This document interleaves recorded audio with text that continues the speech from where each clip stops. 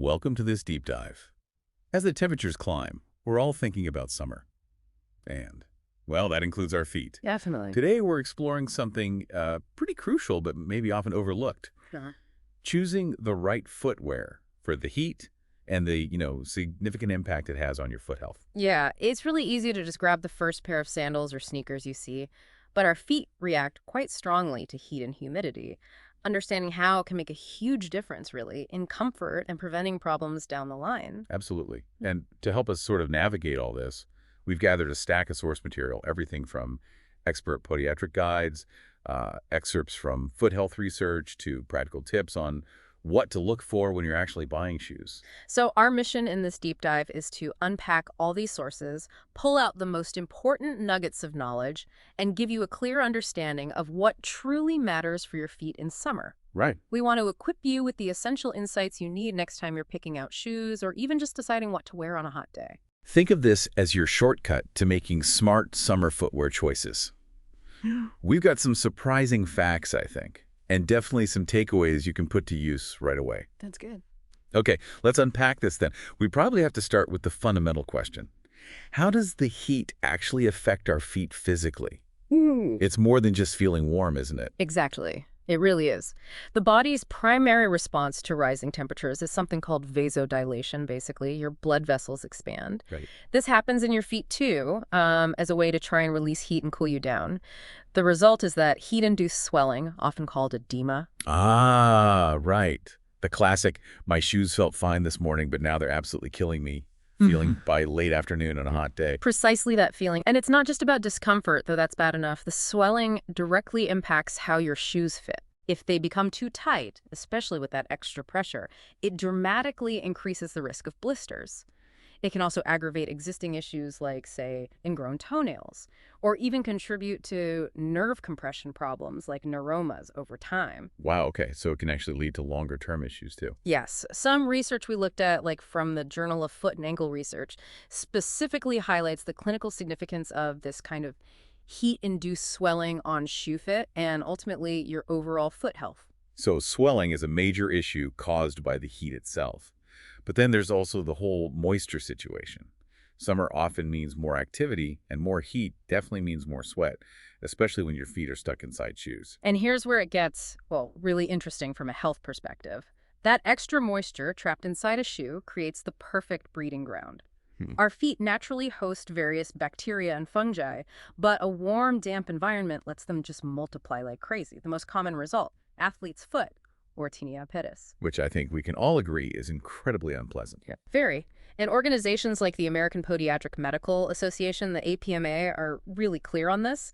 They stress breathability as a key defense against tinea pedis. Makes sense. And research backs this up. Studies, like one in the journal Mycosis, explicitly link wearing occlusive, non-breathable footwear to a higher risk of these fungal infections. So the trapped sweat is literally feeding potential infections. And I imagine the moisture doesn't just invite microbes, it probably impacts the skin itself too. Absolutely. That's a crucial point. When skin stays wet for too long, it softens and breaks down. The technical term is maceration. Like after a long bath. Exactly like that. But imagine it happening on the soles of your feet or between your toes, inside a shoe, for hours. Macerated skin is significantly weaker. It's far more vulnerable to friction blisters, and importantly, it increases your susceptibility to any infections that might be present. Wow. Okay, so it's like a chain reaction. Heat causes swelling, messing up fit and causing pain and pressure. Then sweat creates moisture, which encourages fungal infections and weakens the skin, making blisters and other infections more likely.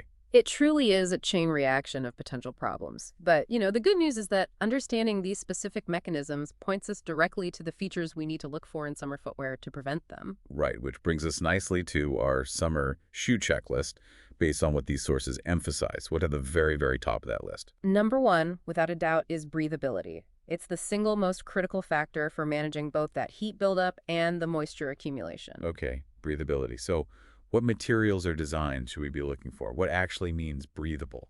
You absolutely want materials that let air flow easily. Mesh uppers came up again and again in the sources as being the most effective. Like the kind you see on running shoes. Exactly. Testing highlighted by publications like Runner's World specifically ranks synthetic mesh highest for allowing that air exchange, much better than, say, traditional leather or synthetic leather. Okay. Open designs like sandals are obviously breathable by nature, but even in closed shoes, you should look for mesh panels or materials that are highly perforated. Perforated leather is definitely better than solid leather, but mesh really seems to lead the pack according to the data. And on the flip side, what are the big red flags? What should we avoid? Pretty much any non-porous material, things like solid plastic, vinyl, or thick, unperforated leather uppers, they basically create a sealed environment around your foot, trapping all that heat and moisture inside. Gotcha. I think I remember reading something about smoke dispersal tests in the sources. That sounds like a pretty clear visual. They are quite visual, yeah. Lab testing can actually show how quickly air moves through different materials. Top-performing shoes in these tests showed smoke dispersing almost immediately through their ventilation features. Yeah, like the Asics Gel Kayano 14, which apparently scored a perfect 55 for breathability, and the Nike Zoom Vomero 5 was also mentioned for achieving essentially flawless breathability with its really airy mesh upper. And it's not just about holes, right? You mentioned something about airflow direction. Exactly. It's not just static ventilation. The best designs facilitate what's called bidirectional airflow. They help draw cooler, drier air into the shoe while actively pushing the hot, moist air out. It's about circulation. Bidirectional airflow. Mm. Okay, that makes a lot of sense. You need that exchange. And there was a clear material ranking for breathability, too. Yes, the sources gave a pretty clear comparison. Mesh scored highest, around 90% effective breathability. Knit fabric was next at about 80%, then canvas around 70%. Leather dropped quite a bit, down to 50%, and solid synthetics were at the bottom, around 30%. Wow, that's a big difference between mesh and, say, standard synthetics. It really underscores why mesh is so highly recommended for hot weather wear. Okay, so breathability is king. Got it. But even with the best ventilation, your feet are still going to sweat some amount, right? How do we handle the moisture that does build up? That's exactly right. And that's where moisture wicking and quick drying properties become really essential. Managing the moisture that is produced is crucial to prevent that skin maceration and all the issues we talked about. So what are we looking for here? Inside the shoe. Socks. Both. Both, ideally. Inside the shoe, look for moisture-wicking linings. Materials like Coolmax or certain performance polyester blends are good examples, but just as importantly, maybe even more so, is paying close attention to your socks. Ah, the socks. The sources are very firm on this. You need socks made from moisture-wicking materials. Think merino wool, bamboo, or specialized synthetic performance blends. And they explicitly say to avoid cotton socks in summer. That's a really common mistake, isn't it? Mhm. Assuming cotton is cooler because it feels light initially. It is. One source, Very Well Health, really stressed this. Cotton absorbs moisture, yes, but then it just holds onto it, keeping your feet damp, which is exactly the opposite of what you want in the heat. It just sits there, wet against your skin. Okay, so ditch the cotton socks in summer. Got it. Mm-hmm. Any other material bonuses? Well, some performance linings or socks even incorporate silver ions, which offer antimicrobial benefits. There's research, like in the Textile Research Journal, supporting the efficacy of silver in textiles for reducing odor and bacterial growth. That's a nice bonus in sweaty conditions. Definitely. And of course, for shoes designed specifically for water activities, you'll want things like EVA foam midsoles, which dry quickly, and maybe even drainage ports or channels built right into the shoe sole to help water escape fast. Okay, makes sense. So we've covered breathability and moisture management. Next on the checklist was proper fit, which you tied directly to that heat-induced swelling earlier. Yes, and it's worth emphasizing again because it's so dynamic in the summer. Your feet will likely swell to some degree as the day heats up, so the fit needs to be able to accommodate that change comfortably. Are there any practical tips from the sources for getting that fit right, considering the swelling? The classic advice really holds true here. Try to shop for shoes later in the afternoon or early evening. Because your feet are bigger then. Exactly. That's typically when your feet are at their largest due to daily activity and the heat. Trying shoes on at that point gives you the best chance of getting a fit that won't become painfully tight later on. Okay, shop late. And when you're actually trying them on, what specifically should you check? Check for adequate length first. You should aim for about a ½ inch or a thumb's width of space between the end of your longest toe and the very front of the shoe. Then make sure the widest part of your foot aligns comfortably with the widest part of the shoe. No pinching or bulging over the sides. And don't be afraid to ask for wider sizes. Absolutely. Don't hesitate to try wide width options, even if you don't normally wear them. It might give you just that little bit of extra room needed to accommodate swelling comfortably. Length width, check later in the day. What else helps with fit adjustment? Look for shoes with adjustable features. Laces are great, obviously, but also hook and loop straps or buckles. These allow you to customize the fit throughout the day. Maybe loosen them slightly if you feel swelling increase. Good point. And one more thing on fit. Make sure the toe box, the front part of the shoe, is flexible and non-constricting. Your toes should have room to wiggle freely without any pressure on the sides or rubbing on the top. Okay, so adjustable, roomy in the toes, checked for length and width later in the day. Now, what about support and stability? When we're hunting for these lightweight, breathable options like mesh sneakers or sandals, is there a risk of sacrificing structure? You might think so, but the sources are really unanimous on this. Support and stability are non-negotiable for foot health, summer or not. You shouldn't have to sacrifice them. Why is support still so critical when it's hot out? Maybe even more so. Well, good support helps prevent fatigue, which can definitely be worse when you're more active in the summer heat. It's essential for managing or preventing common painful issues like plantar fasciitis flare-ups or just general arch and heel pain. Right. Plus, adequate stability is key to preventing ankle sprains. Think about walking on uneven summer terrain like beaches or trails or just doing varied activities. Stability helps keep you upright. So, what are the key things to look for to ensure a shoe actually provides good support? A firm heel counter is a good indicator. Try squeezing the very back part of the shoe where your heel sits. It shouldn't collapse easily. That helps stabilize your heel bone. Okay. Look for adequate arch support that feels right for your foot type, whether you have high arches, flat feet, or something in between. And critically, the sources strongly caution against wearing completely flat sandals, like those really thin, basic flip-flops for extended periods of walking. Yeah, that's a tough one for summer because flip-flops are just so easy to slip on. They are super convenient for very short distances, sure, like, from the car to the pool chair. But organizations like the American College of Sports Medicine warn against prolonged wear. They link those unsupportive flip-flops to altered gait patterns, how you walk, and an increased risk of injuries not just in the foot and ankle, but potentially affecting your knees and even your back. So look for sandals with more structure if you'll be walking much. Exactly. And if you want a shortcut to finding footwear that generally meets good standards for support and overall foot health, look for shoes that carry the APMA seal of acceptance. That means they've been evaluated by podiatrists. Good tip. Okay, so the core pillars are breathability, moisture management, accommodating fit, and solid support. What other important considerations came up in the sources? One key point that's maybe easily missed is sun protection for your feet. Sun protection for feet. Yes. We're usually pretty good about putting sunscreen on our arms, legs, face, but the tops of our feet and our ankles are just as susceptible to sunburn and, more seriously, to long-term skin damage, including skin cancer. I have to admit, I hadn't really thought about skin cancer risk on the feet specifically. It's a real risk. Data from the CDC suggests that skin cancers on the feet are often diagnosed at later, more dangerous stages, possibly because people just don't think to check or protect their feet like other exposed areas. So what can you do? Yeah. Wear socks all summer. Not necessarily. But you can consider shoe styles that offer more coverage. Think loafers, boat shoes, closed-toe sneakers, or even sandals that have more substantial straps covering more of the top of your foot, compared to, say, minimal flip-flops. And for any skin that is still exposed. Absolutely. Apply broad-spectrum SPF 30 or higher sunscreen to all those exposed areas. It's just like you would anywhere else. And don't forget to reapply, especially if you've been swimming or sweating a lot. Makes sense. What about staying safe on different summer surfaces? Things can get slippery. Traction and outsole grip are vital.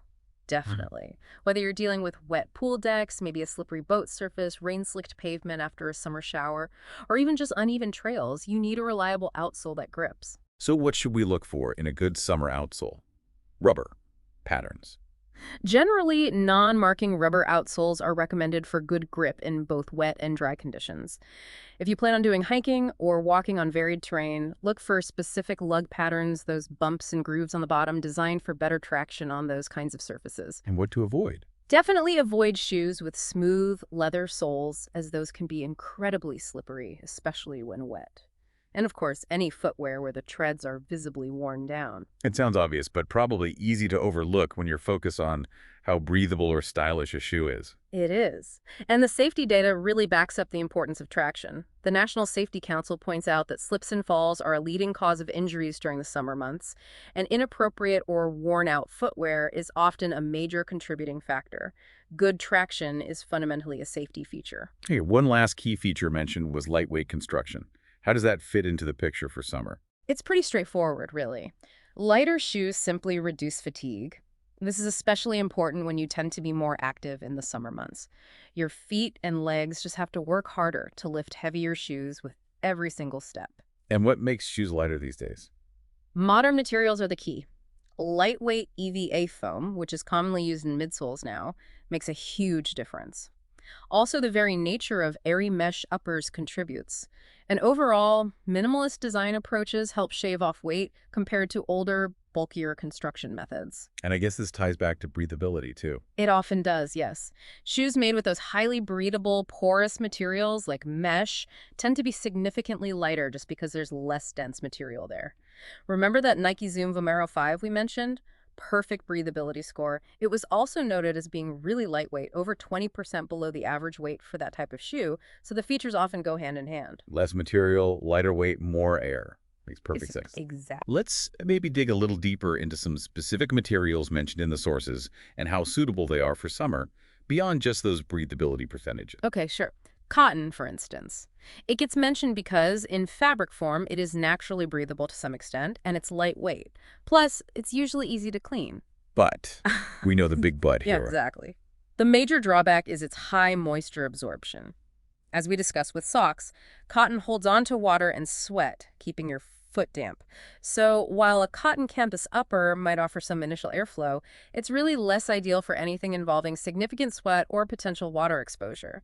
Best suited for very casual wear in dry conditions only. Okay. What about synthetics like polyester or polypropylene? You mentioned them for wicking.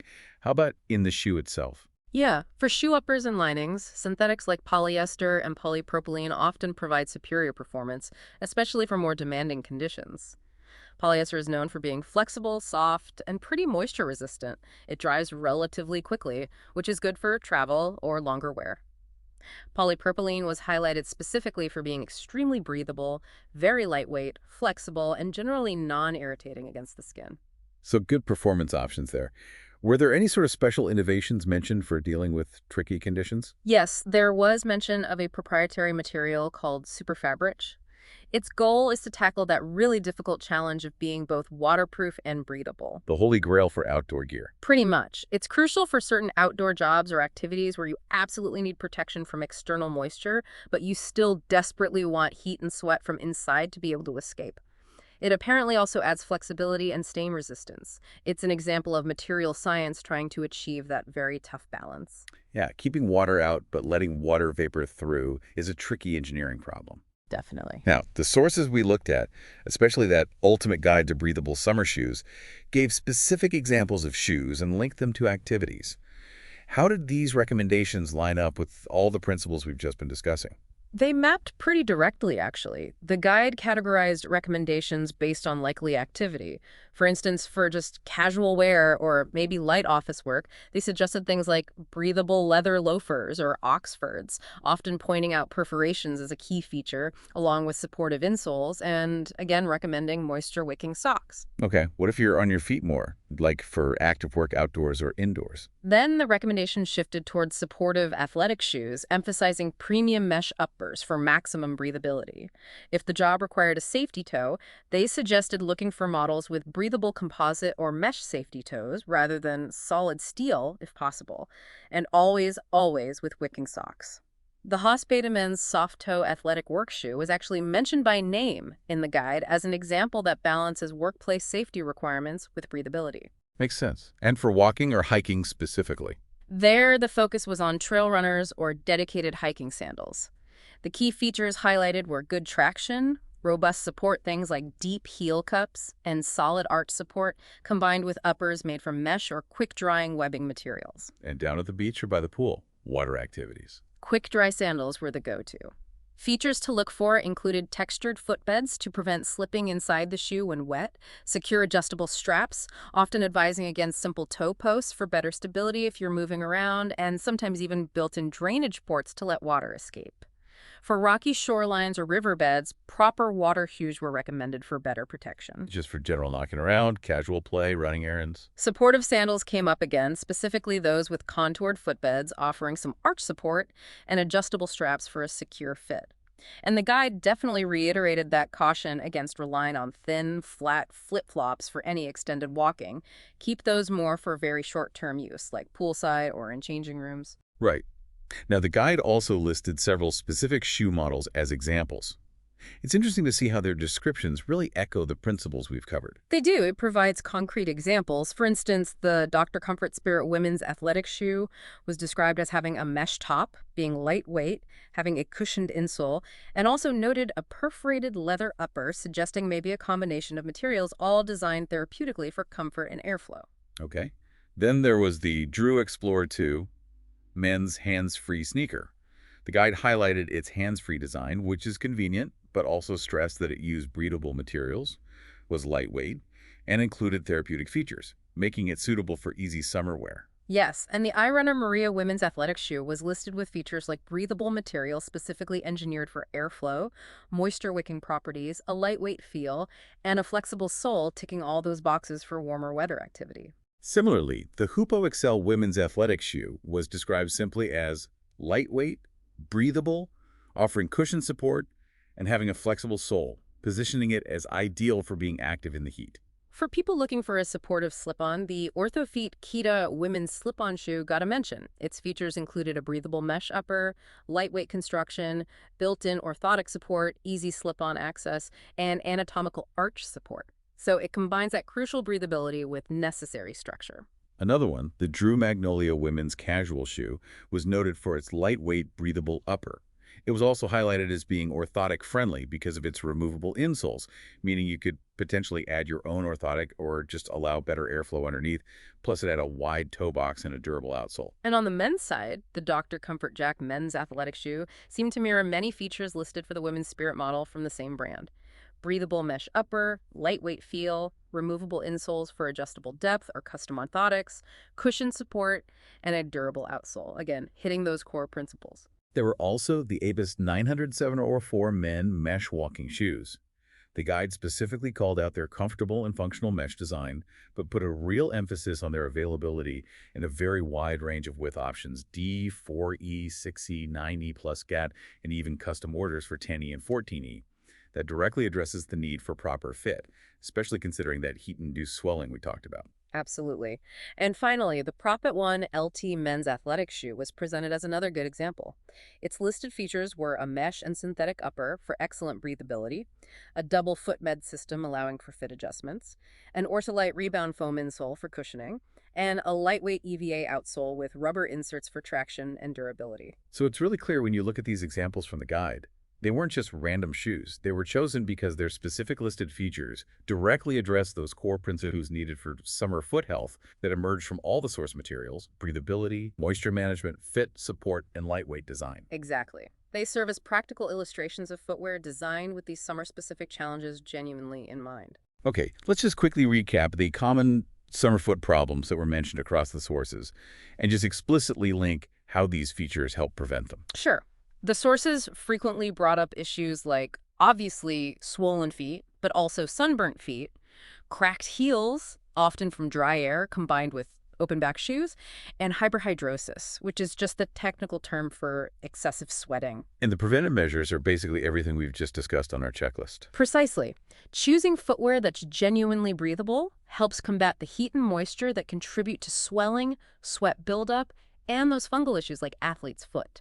Getting the proper fit, especially making sure it can accommodate some swelling, prevents pressure points, blisters, and aggravation of things like bunions or ingrown nails.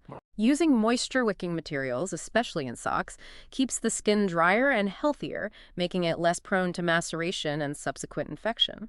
Ensuring adequate support prevents pain, fatigue, and injuries from unstable footing on varied summer surfaces. And of course, protecting your feet from the sun avoids burns and reduces that long-term skin cancer risk. Every feature is essentially a defense mechanism. It all connects back, so boiling it all down. Yeah. What are the absolute essential takeaways for keeping your feet happy and healthy all summer long based on everything we've explored in these sources? Okay, number one, prioritize breathability. Mesh came out as the clear winner in the materials comparison. Look for that airflow. Number 2. Actively manage moisture. Use moisture-wicking socks seriously. Ditch the cotton and look for quick-drying materials or wicking linings in the shoes themselves. Got it. 3. Ensure proper fit that accounts for an inevitable swelling. Remember to try shoes on later in the day. Check length and width, and look for adjustable features and a roomy toe box. Number 4, never sacrifice support. Even in lightweight summer styles, look for decent arch support and a firm heel counter. Be really wary of those super flat, flimsy options for anything more than minimal wear. 5. Protect your feet from the sun. Either choose styles with more coverage or be diligent about applying and reapplying SPF to any exposed skin. 6. Demand good traction. Check the outsoles for reliable grip, especially if you'll be near water or on uneven ground to prevent slips and falls. And maybe a final tip. As a shortcut, you can look for that APMA seal of acceptance as an indicator that a shoe meets certain podiatric standards for foot health. That's a great summary. The sources really make a compelling case, don't they? Thinking strategically about your summer footwear isn't just about, being comfortable when it's hot out. It's actually a direct investment in preventing problems and maintaining your foot health and mobility, which is crucial for enjoying the most active season. Absolutely. It's about considering your shoes less as just fashion accessories you wear on your feet, and more as essential equipment for your feet, specifically designed to handle the unique stresses of summer heat, humidity, and activity. Which kind of leads perfectly into our final thought for you, the listener, to ponder. Given how much heat really does impact our feet, and how much we rely on them for all our summer adventures, walks, hikes, beach trips, everything, how often do we truly think of our footwear as essential health equipment, right up there with wearing a hat or carrying a water bottle? It's a good question. What small change could you make this summer, based on what we've explored today, to give your feet the care, the breathability, and the protection they really deserve?